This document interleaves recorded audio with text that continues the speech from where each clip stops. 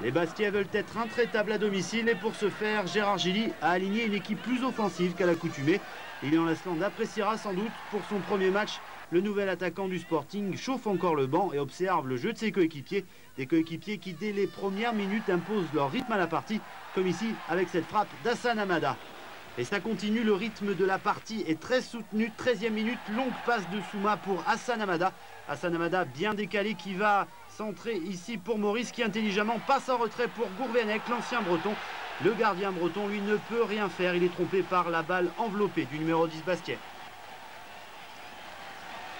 La réaction rennaise ne se fait pas attendre. 4 minutes plus tard seulement, c'est Piquion qui prend de vitesse la défense bastiaise avec au bout du pied la balle du 1 partout. Un changement au tableau d'affichage qui n'est pas suffisant pour assommer les Bastiais. Hamada, très en vue, profite ici d'un bon ballon de Gourvenec. Le jeune attaquant bastiais ne laisse pas passer sa chance.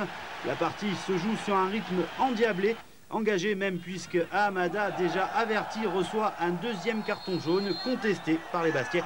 La deuxième mi-temps s'annonce difficile pour les Bleus. Heureusement, on a marqué 2 fois. Maintenant, on va essayer de ne pas commettre les mêmes erreurs qu'on a commis la première mi-temps, essayer de garder le résultat. Mais même à 11 contre 10, les Rennais ont abandonné depuis longtemps la partie. 73e minute, Maurice, lancé par Jeunechamp, sonne définitivement le glas pour cette pâle équipe rennaise.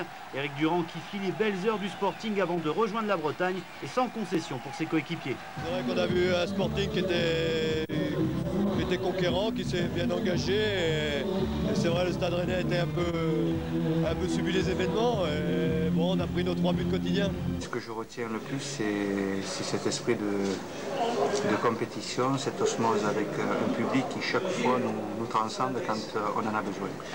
Les supporters avaient promis de faire plus de bruit à Fouriagne, l'équipe d'être intraitable à domicile. Paris réussi.